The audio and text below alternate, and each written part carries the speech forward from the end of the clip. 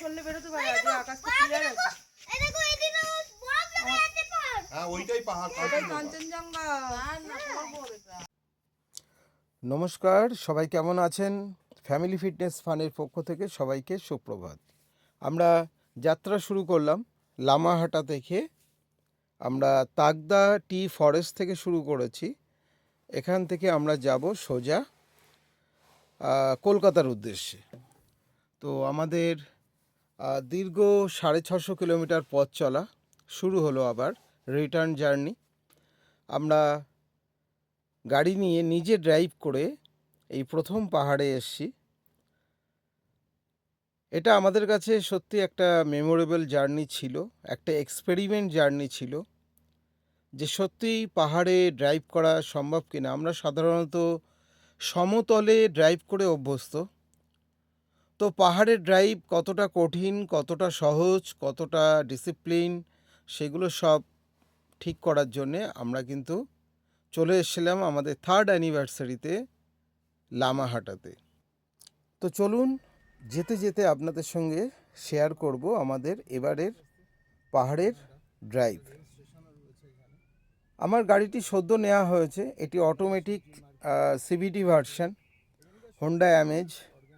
তো এই গাড়িটি অটোমেটিক গাড়ি হওয়াতে আমার ড্রাইভিংয়ের কিছু সুবিধা এবং অসুবিধা আপনাদের সঙ্গে শেয়ার করব। যখন আমরা শিলিগুড়ি থেকে পাহাড়ে উঠেছিলাম, তখনও আমি কোনো সমস্যার সম্মুখীন হইনি এবং খুবই স্মুথ ড্রাইভ করেছি এবং এর ইঞ্জিন খুব স্মুথ, এবং যখন আমরা যাচ্ছি তখনও কোনো সমস্যা হয়নি। এটির মধ্যে একটি বিশেষ টেকনোলজি সেট করা আছে, যেটা হিল অ্যাসিস্ট্যান্ট টাইপের যে টেকনোলজি রয়েছে, যেখানে যখন আমরা খাড়া দাঁড়িয়ে পড়ি তখন কিন্তু কয়েক সেকেন্ডের জন্য এই গাড়িগুলো অটোলক সিস্টেম কাজ করে। এই অটোলক সিস্টেম চাকাগুলোকে কিন্তু নিচের দিকে গড়াতে দেয় না। এই টেকনোলজিটি এই গাড়ির মধ্যে আছে, সেটা আমার জানা ছিল না। আমি যখন ড্রাইভ করতে করতে উপরে উঠলাম এবং যখন গাড়ির পেছনে দাঁড়িয়েছি এবং যখন ব্রেক ছেড়ে আমি যখন অ্যাক্সিলারেটরের চাপ দিয়েছি, সেখানে কিন্তু কয়েক সেকেন্ড গাড়িটি অটোমেটিক দাঁড়িয়ে থাকছে, সে নিচের দিকে গড়িয়ে যাচ্ছে না। এটা কিন্তু পাহাড়ে ড্রাইভ করার জন্য একটা বিশেষ বিশেষ গুণ, যে এখন মডার্ন টেকনোলজির যে গাড়িগুলো বেরোচ্ছে সেখানে কিন্তু একটা অত্যাধুনিক একটা গুণ হচ্ছে এই হিল অ্যাসিস্ট্যান্স যে ব্যাপারটা। কারণ গাড়ি অটোমেটিক আইডেন্টিফাই করে যে গাড়িটি এখন হিল এরিয়াতে দাঁড়িয়ে আছে, কারণ ওর যে অ্যাঙ্গেল থাকে, অ্যাঙ্গেল অনুযায়ী ও বুঝে নেয় যে এটি এখন হিল এরিয়াতে আছে বা কোনো ঢাল জায়গাতে ও গাড়িটি দাঁড়িয়ে আছে, যেখানে কিন্তু ব্রেকটি ছাড়লে ও গাড়িটি পিছিয়ে আসতে পারে। তো সেই টেকনোলজি এখানে সেট করা আছে, তো সেটা আমার কিন্তু খুব উপকারে দিয়েছে। দেখতে দেখতে আমরা একটা পাহাড়ি ঝর্ণার কাছে চলে এলাম। সেটা প্রথম কিন্তু খুব ভালো করে অবজার্ভ করছে, ওর কাছে এগুলো সবই প্রথম, ওর নামও প্রথম আর এসব দেখছেও প্রথম। পাহাড়ি ঝর্ণা ও অবাক হয়ে দেখলো এটা কী জিনিস। ও অনেক ছোটোবেলা থেকেই সব কিছু অবজার্ভ করছে, দেখছে, বাবার সাথে ঘুরতে যাচ্ছে, তো ঘোড়াটাও ওর একটা নেশার মধ্যে পরিণত হয়েছে। তো দেখুন, প্রথম পাহাড়ে ড্রাইভ করছি, কিন্তু আমার একবারও মনে হয়নি যে আমি কোনো পাহাড়ে ড্রাইভ করছি বা খুব কঠিন কোনো বিষয়, এরকম কিন্তু আমার কাছে মনে হয়নি। তো আপনারা যারা পাহাড়ে ড্রাইভ করবেন ভাবছেন অনেক দিন থেকে যে পারবো কি পারবো না, শিলিগুড়ি থেকে ড্রাইভার নিতে হবে কি হবে না, হয়তো বাড়ির লোকটি আপনাকে সাথ দিচ্ছে না, তো সেরকম যদি বিষয় থাকে তাহলে আমি কিন্তু বলবো যে আপনি নিশ্চিন্তে পাহাড়ে আসতে পারেন।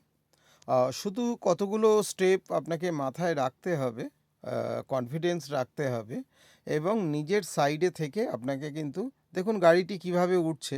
এটা কিন্তু খুবই ঢাল একটা জায়গা, নিচের দিকে নেমে যাচ্ছে, কিন্তু গাড়িটি কিন্তু ওর নিজের লেন ছেড়ে কখনোই বেরোবে না, ঠিক আছে? তো এই যে আইডিয়া, এটা সব ড্রাইভারের মধ্যেই থাকে। তো এছাড়া আর কোনো বিষয় এখানে আলাদা করে কিছু নেই। আপনার গাড়ির চাকার আইডিয়া আপনাকে থাকতে হবে, যে গাড়িটির চাকাটি কোন লেভেল দিয়ে যাচ্ছে। এইটুকু যদি থাকে, গাড়িটি যদি আপনি দীর্ঘদিন ধরে চালাচ্ছেন, তাহলে কিন্তু অনায়াসে আপনি পাহাড়ে ড্রাইভ করতে পারেন, ঠিক আছে? এবার বাকিটা তো লাকের উপর সব কিছু নির্ভর করে, যে আপনি কতটা কনফিডেন্স নিয়ে পাহাড়ে আসছেন, কতটা ভয়ের মধ্যে রয়েছেন, সেগুলো নির্ভর করে, ঠিক আছে, যাই হোক আমার তো কনফিডেন্স লেভেল অনেক হাই, তো আমি যে কোনো জায়গায় আমি ড্রাইভ করে চলে যাব, এটা আমার আত্মবিশ্বাস রয়েছে। সেটা হিল এরিয়ার যতই দুর্গম জায়গা হোক না কেন। তো ইন ফিউচারে আমাদের 4x4 যেগুলো গাড়ি আছে সেগুলো পারচেস করার আমাদের পরিকল্পনা রয়েছে, যাতে আমরা অফ রোডিংগুলো খুব সুন্দর করে করতে পারি। কারণ এই ভ্রমণে আমাদের একটা বাজে অভিজ্ঞতা হয়েছে, যেটা সকালবেলা কিন্তু আমরা যে হোমস্টেতে ছিলাম সেখান থেকে কিন্তু আমরা উপরে মেন রাস্তায় উঠতে খুব বেগ পেয়েছি, কারণ এটা একটি অটোমেটিক গাড়ি। তো এই গাড়িটি উঠতে সক্ষম হয়নি। পাহাড়ি ড্রাইভার হায়ার করা হয়েছিল, কিন্তু তা সত্ত্বেও গাড়িটি কিন্তু উপরে উঠছিল না। সেখানে কিন্তু আমাদের প্রায় কান্নাকাটি বেঁধে যাওয়ার মতো অবস্থা। তারপর আমাদের খুব কষ্টের মধ্যে দিয়ে সেই গাড়িটাকে তোলার আমরা চেষ্টা করি, ঠেলাঠেলি করা হয়, কিন্তু তাতেও সুরাহা হয় না। তখন ড্রাইভারকে আমরা বলি যে গাড়িটি আপনি স্টার্ট করে রাখুন, ইঞ্জিনটা যদি গরম হয়ে যায় দেন ও উঠতে সক্ষম হবে। এমনিই পাহাড়ি এলাকা। তো যাই হোক, এভাবে আমরা উপরে উঠেছি এবং গল্প করতে করতে আমরা অনেকটা পথ চলে এলাম। এবার আমাদের আজকে লাঞ্চ করার পালা। তো আমাদের গাড়িতে একজন ছিলেন, তো তিনি শিলিগুড়ি পর্যন্ত আসবেন, তো তার কাছ থেকে সাজেশান নিয়ে আমরা একটা দোকানে দাঁড়ালাম। সেখানে আমরা আজকে দুপুরে লাঞ্চ করব।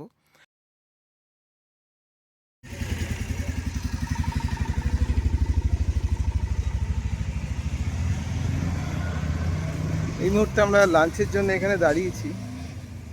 এখানে লেখা আছে আই লাভ ডোকো রেস্টুরেন্ট, ঠিক আছে।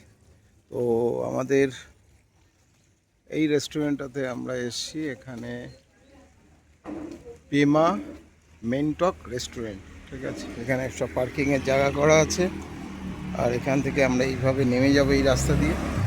এটা ওঠার রাস্তা, এটা নামার রাস্তা, ঠিক আছে। আর এই হচ্ছে আমাদের আজকের লাঞ্চের রেস্টুরেন্ট। এখান থেকে অনেক কিছু কেনা হলো। আর এখানে প্রথম রয়েছে পেমা রয়েছে। আমরা চিকেন থালি অর্ডার করেছি, লাঞ্চ করব।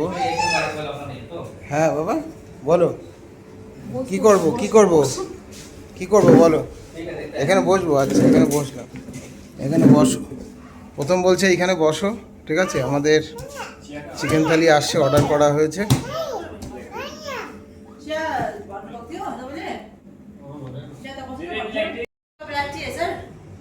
नहीं नहीं हम चाय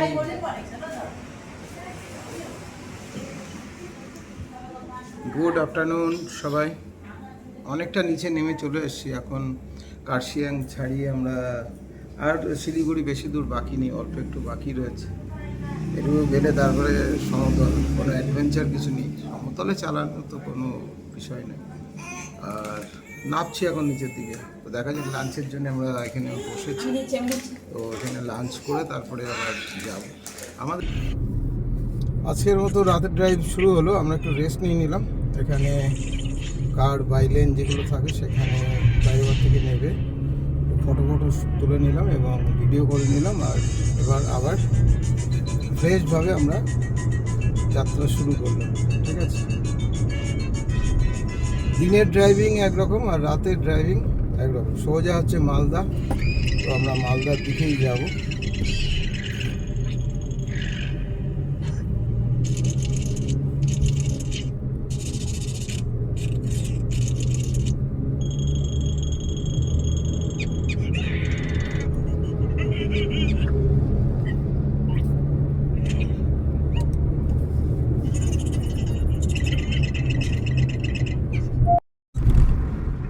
দেখুন কত সুন্দর সানরাইজ হচ্ছে।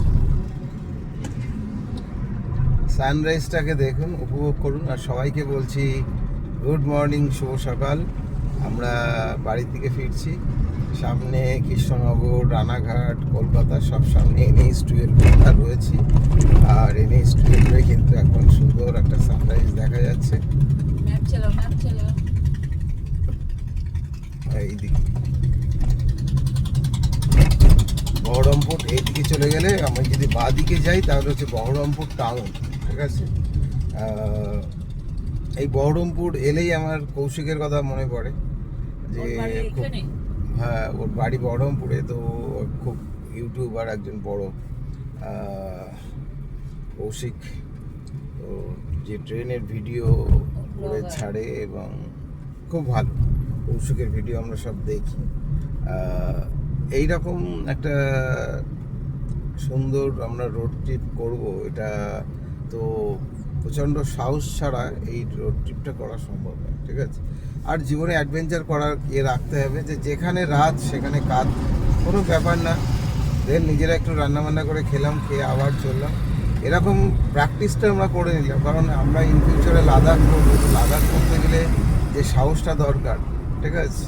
তো সেটার জন্যে দিল্লি, ফার্স্ট দিল্লি যেতে হবে, দিল্লি থেকে মানালি যেতে হবে, মানালি থেকে আরও স্টেপ বাই স্টেপ উপরে উঠতে হবে। তো সেগুলো করতে গেলে আমাদের গাড়ির মধ্যেই পুরো সেট আপ রাখতে হবে, না হলে প্রতিনিয়ত হোটেল ভাড়া, দেন খাওয়া দাওয়া এসব করতে গেলে প্রচুর টাকা লেগে যাবে, ঠিক আছে।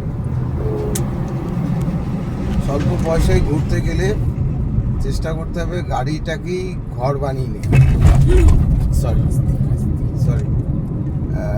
গাড়িটাকেই ঘর বানিয়ে নেওয়ার চেষ্টা করতে হবে, না হলে কিন্তু প্রচুর টাকা খরচা হয়ে যাবে ঘুরতে গেলে, ঠিক আছে। কারণ একটা লাদাখ ট্রিপের প্রায় 14 থেকে 15 দিন সময় লেগে যায়।